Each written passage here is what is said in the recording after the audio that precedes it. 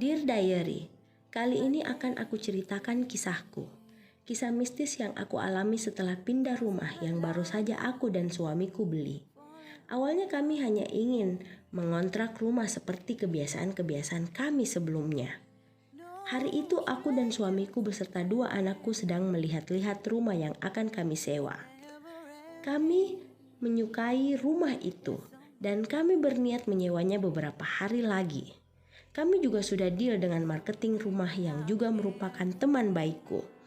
Namun saat kami hendak ke rumah sakit untuk mengecek kondisi suamiku, kami melewati sebuah rumah tua yang akan dijual. Suamiku meminta untuk melihat-lihat rumah itu terlebih dahulu. Aku lalu menelpon temanku untuk bisa masuk ke rumah itu. Saat kami berada di dalam, kami merasa nyaman. Suamiku menyukainya, anak-anak juga demikian. Apalagi rumah itu memiliki kolam renang. Kami semakin tertarik untuk memiliki rumah itu. Setelah melihat-lihat isi rumah dan kolam renang yang ada di sana, ku ajak suamiku untuk pergi dari sana. Suamiku melihat sesuatu di dalam kolam itu. Dia berusaha meraihnya, namun dia terjatuh ke dalam kolam. Aku dan anak-anak berusaha meraih tubuh suamiku dan syukurlah tidak terjadi apa-apa padanya. Rupanya suamiku mengambil bola baseball tua yang mengapung di atas kolam. Setelah itu kami ke rumah sakit untuk check up rutin suamiku. Di sana dokter menyarankan agar Ray suamiku melakukan terapi berenang agar sendi-sendi ototnya bisa lemas dan kembali lentur setelah cedera yang dia alami. Saat mendengar dokter menyarankan untuk berenang, suamiku bertanya padaku, apakah aku tidak keberatan untuk membeli rumah itu? Dengan penuh bahagia aku mengiyakan pertanyaan suamiku. Selain dia membutuhkan kolam, aku dan anak-anak juga sudah capek terus berpindah-pindah rumah dan sekolah. Setelah beberapa hari kami lalu benar-benar membeli rumah itu. Barang-barang kami atur sesuai dengan keinginan kami, karena itu adalah rumah kami untuk selamanya. Aku lalu memperbaiki sisi-sisi rumah yang perlu diperbaiki. Kuatur semua sesuai dengan keinginanku. Ya, sekali lagi karena itu rumah kami. Aku membersihkan kolam renang dengan penuh bahagia dan sukacita. Namun ada air kotor yang keluar dari saluran kolam, berbau busuk. Suamiku juga terkena sesuatu yang membuat tangannya terluka dan mengeluarkan banyak darah. Aku putuskan untuk memanggil jasa yang bisa membantu kami untuk membersihkan kolam renang itu. Menurut tukang yang membereskan kolam renang kami, kolam itu sangat unik, memiliki mata air sendiri yang berasal dari alam. Zaman sekarang tak bisa lagi ditemukan kolam yang memiliki mata air sendiri. Mendengar penjelasan Pak Tukang, hatiku merasa berbunga dan bangga telah membeli rumah ini. Setelah kolam renangnya sudah bersih, aku dan keluarga kecilku menikmati rumah baru kami. Rumah hasil tabungan kami, dan tentunya rumah yang akan kami tinggali selamanya. Kami malam itu berenang dalam kebahagiaan yang tak terhingga. Namun aku merasa ada sesuatu yang menarik kakiku. Ada sesuatu tapi aku tak yakin itu apa. Namun aku tak membicarakan pada siapa-siapa. Aku akan menyimpannya sendiri. Hari-hari aku lalui di rumah itu dengan penuh kebahagiaan.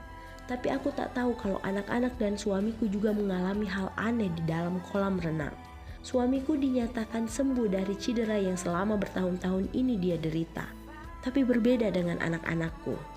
Kay merasa ada orang lain dalam kolam itu saat dia berenang bersama teman prianya. Saat aku dan Ray berkunjung ke rumah sakit untuk mengecek kondisi kesehatan Ray.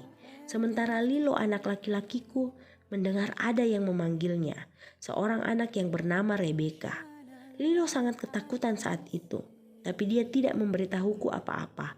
Anak-anak dan suamiku menyimpan rahasianya masing-masing tentang pengalaman buruk mereka pada kolam renang itu. Aku juga mengalami hal buruk di kolam itu. Malam itu aku penat dengan pekerjaanku. Kuputuskan untuk relaksasi dengan berenang. Namun saat itu aku melihat Ray tengah berdiri di tepi kolam. Saat aku melihat ke atas tak ada siapa-siapa. Aku segera kembali ke kamar. Sebelumnya aku mengecek terlebih dahulu anak-anakku. Mereka nampak aman dan tidur nyenyak. Ray yang sedang tidur terbangun lalu menyapaku. Aku balik bertanya, apakah tadi dia datang ke kolam dan memanggilku? Tapi dia berkata dia kelelahan dan tertidur. Jadi siapa tadi yang memanggilku? Ray berkata mungkin salah satu tetangga kami yang ingin berkenalan. Tapi aku tetap saja khawatir. Keesokan harinya aku membeli kunci ganda untuk gerbang rumah kami. Hal yang paling mengerikan saat aku dan Ray membuat pesta kolam demi merayakan rumah baru kami. Kami mengundang semua kerabat dan teman dekat untuk berbagi kebahagiaan. Hari itu telah tiba. Semua datang menghadiri undangan kami. Semua bersenang-senang. Tapi kejadian mengerikan terjadi. Saat Ray tengah bermain-main di dalam kolam bersama kerabat kami, dia hampir menenggelamkan Robbie, anak dari pelatih baseball Lilo. Ray saat itu tidak sadar.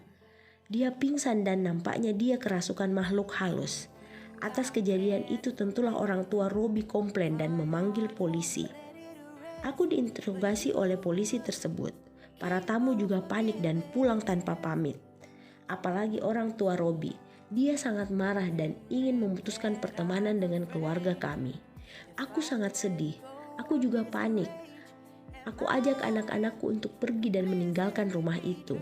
Namun Ray bersikeras tak mau. Dia merasa rumah dan kolam itu adalah tempat terbaik untuknya dan untuk aku dan anak-anak. Dia bersikeras tak mau pergi dari rumah itu. Aku dan anak-anak terpaksa mengalah. Namun setelah kejadian itu Ray sudah bukan suamiku yang kukenal selama ini. Aku sedih dengan perubahannya, apalagi saat malam itu. Setelah pesta berakhir, aku mengingat percakapanku dengan temanku. Dia yang mengetahui apa saja yang pernah terjadi di rumah ini.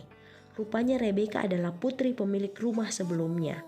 Dia dinyatakan tewas namun jasadnya tak pernah ditemui pada saat dia berenang di kolam itu. Aku memutuskan untuk menemui pemilik rumah sebelumnya, yaitu orang tua Rebecca. Di sana aku sangat terkejut dengan kisah rumah itu. Dia mengorbankan Rebecca untuk kesembuhan putranya. Dia melakukan perjanjian gaib dengan penunggu kolam itu.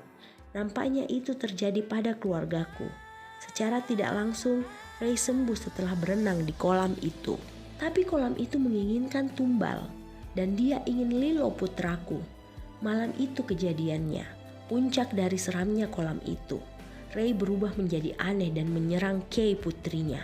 Sementara Lilo menuju kolam karena dia melihat kucing kesayangannya. Namun itu hanya umpan dari makhluk di kolam yang menginginkan Lilo.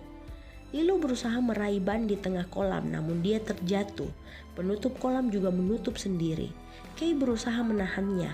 Aku membantu Kay namun tak berhasil. Kuputuskan untuk berenang dan mencari putraku. Ada ruang di bawah sana yang dipenuhi arwah-arwah orang-orang yang dijadikan tumbal. Untung aku menemukan Lilo. Di saat itu aku melihat Rebecca. Dia menunjukkan arah pulang padaku. Kuselamatkan segera putraku. Aku berhasil. Namun dia pingsan. Aku berusaha menyadarkannya. Di sana Ray berusaha menyerangku. Untung Kay segera memukul Ray. Suamiku pun pingsan. Aku berusaha menyadarkannya. Dia memuntahkan cairan hitam aneh dari tubuhnya. Dia kini sadar, namun Lilo sekarat. Kolam itu menginginkan tumbal. Melihat kondisi Lilo, Ray mengorbankan dirinya untuk menjadi tumbal kolam itu. Ray menghilang dalam air yang mulai menghitam. Kini tinggal aku dan kedua anakku. Aku berniat untuk menjual rumah itu. Namun Kay mengingatkan akan pengorbanan ayahnya untuk kami dan rumah ini. Aku memutuskan untuk tetap tinggal selamanya di rumah itu. Namun kolam renang itu aku timbun sebagai kuburan untuk Ray suamiku.